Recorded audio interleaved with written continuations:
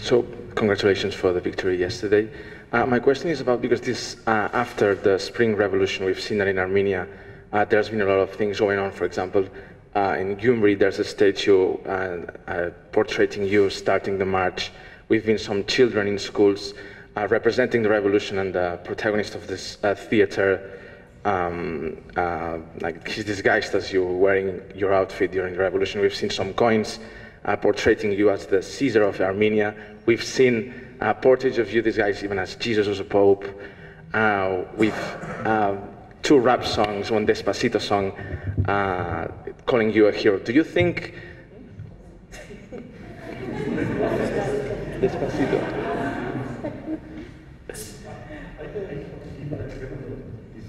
I saw it on Facebook because I quite particularly to find, yes. You know, I'm not aware of everything. That's where I'm trying to go to. As your government has not had any official policy into all of these phenomena, discussing, there was another colleague there calling you that the people call you in Gyumri as a king.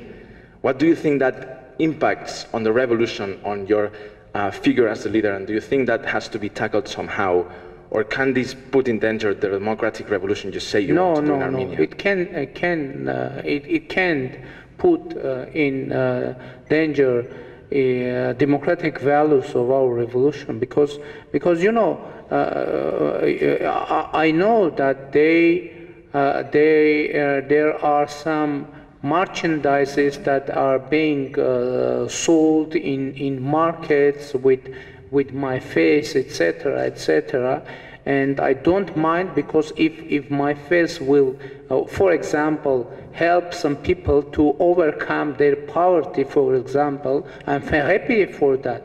But there is no any other political meaning for that. Because I don't know what to do, to forbid to wear T-shirts with my face, etc., etc. Because I'm not aware, and it isn't organized thing, and many people in the streets, they would like to have a selfie with me, etc., and I can't imagine to refuse them for not put in danger democracy in Armenia and to make selfies, etc. But it goes a little bit beyond that. That there's this image of you know, I don't. Evil. I'm not agree with you, because it's. I think that you will see that nothing wrong in Armenia in terms of democracy, rule of law, and transparency will happen. It's clear for me, because you know I'm not for you. Maybe I'm a new person in international policy, but I'm not new person in Armenia. I was working as a journalist and as a chief redactor of most popular Armenian newspaper, and I was working as a journalist from 1991, and I don't know why these things happen, but definitely it isn't organized or policy, etc., etc., and there is no any danger for democracy in Armenia. I can guarantee that. And you can, if I'm not mistaken, today we have already the evaluation of international observers of of our elections, and there never been any assessment like that or near of that within our history. It is real democracy in Armenia, and I don't think it's compulsory condition for democracy that society should hate prime minister of, and it isn't compulsory for democracy. If people will decide that I should leave, and they will have that opportunity through democracy, through freedom of speech, through the transparency, etc., I will leave government. There is no doubt about that. And to be honest, it's my not dream, but it's my goal to fulfill my political mission and go to write some books. And it is it's dream, but it isn't dream for next month, but maybe for maybe. Just two short questions, please. Talking about time, while we're on it, you have the mandate for 5 years. Where do you want to see Armenia in 5 years' time, if we're all hopefully here covering the next elections? Where do you want to see Armenia in 5 years' time? I want to see Armenia with the strong economy. I want to see Armenia as a industrial country, fast developing industrial and technological country, with very low level of poverty and very low level of unemployment, and of course it should be really democratic country with strong democratic institutions and with the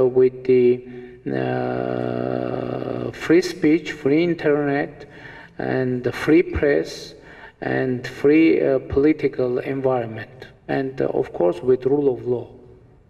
And it is very important also for our country to have really independent judiciary, because unfortunately within our history we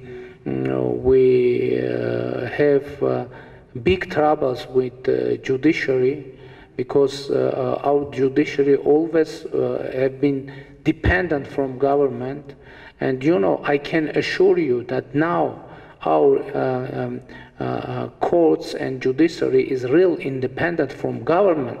But unfortunately, I'm not sure that judiciary is independent from previous government and from previous corrupt system. And we should do something about that, and to guarantee real independence of judiciary, because it isn't possible to have rule of law without independent judiciary. And last question. What? Karabakh, of course, on top of list, and because it is a matter of international agenda, and we hope to reach solution of Nagorno-Karabakh conflict, and we are standing strongly for peaceful solution of that conflict, but we want to make sure that it's impossible any solution for that conflict without the recognition of the right of self-determination of the people of Nagorno-Karabakh. Thank you. And last question, please. Jose, please.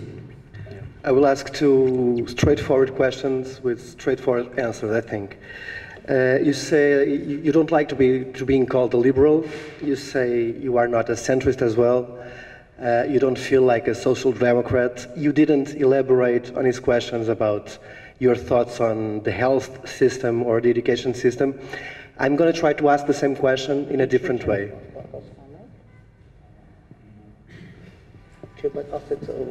I didn't answer any question. No. Yeah? No? No. No? Well, but I'll try. Maybe. But I'll try to ask the same question in a different way. Name us one or two international leaders from the present or from the past whose politics you admire. And second question, Do you have any idea of how many female ministers you will have in your cabinet? Yeah, I can say that for me, I admire of activity Nelson Mandela. I can say the same about Václav Havel. I can say the same about Lech Walesa. And it is actually the circle of politicians that I can consider as a role model. To be honest, for me, also very important, a very important person, very interesting person, also Ernesto Che Guevara. But as you know, I refuse any violence in the political activity. But I respect Ernesto Che Guevara. Why? Because he left government for continuing his revolutionary activity, and it's not very easy to leave an office of high official and to go to the forests as a rebel and as a revolutionary, and to continue his mission with bad health and with bad condition. And it is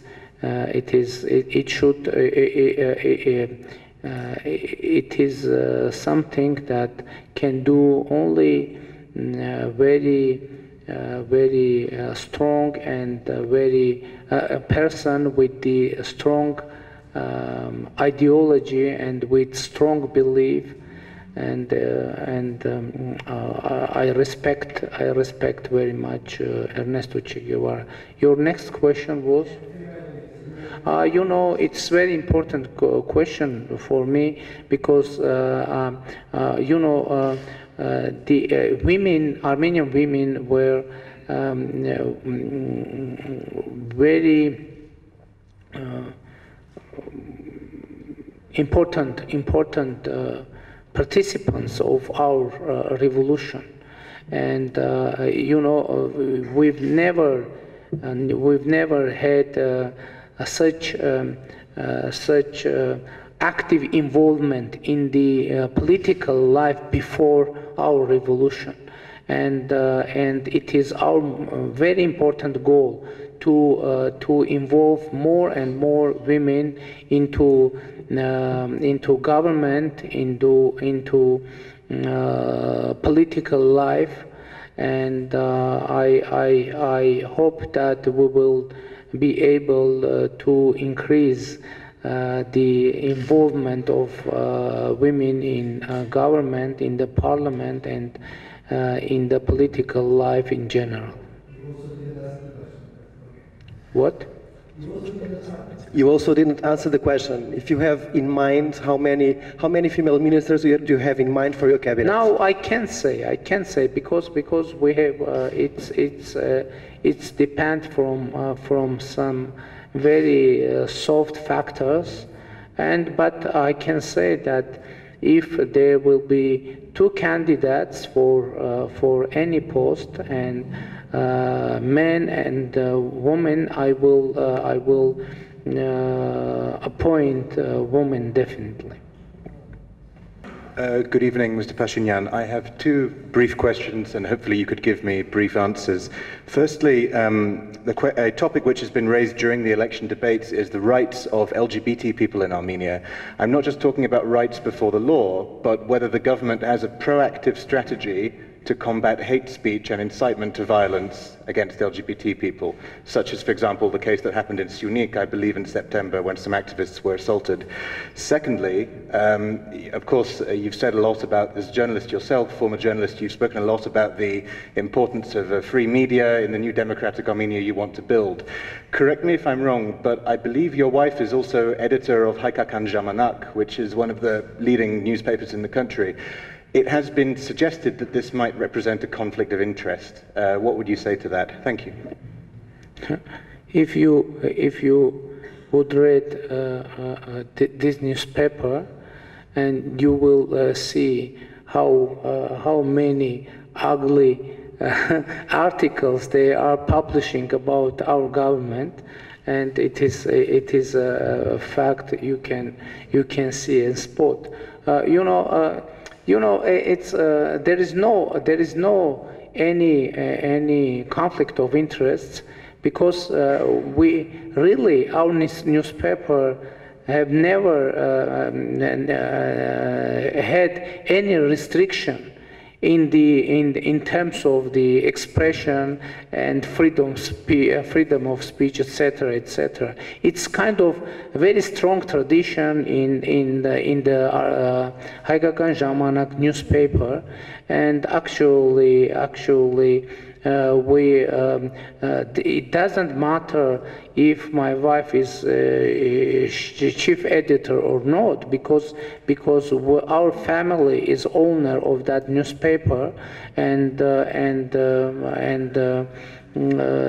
there is no big differences if she is or not chief editor of that newspaper. Which concerns to the LGBT community, sometime any attempt to, it can seem to protect the rights of these people, of this community, that increase the scale of hate speech in our society. Our society is very traditional society, and I think that it is according to the interests of even of LGBT society not to push very hard this topic in our society, because I don't think that it is urgent topic for our society. We have many other very important topic, and it isn't priority in our society, and sometimes, unfortunately, this topic it seems to be put in our social life from outside, and I think sometimes I have suspicion that this topic is being used for some geopolitical games, to be honest, and I'm not going to be involved in this kind of geopolitical games. But of course, we are going to guarantee rule of law in Armenia, and according to our constitution, our citizens, all citizens are equal before the law and before the constitution. Thank you. Thank you.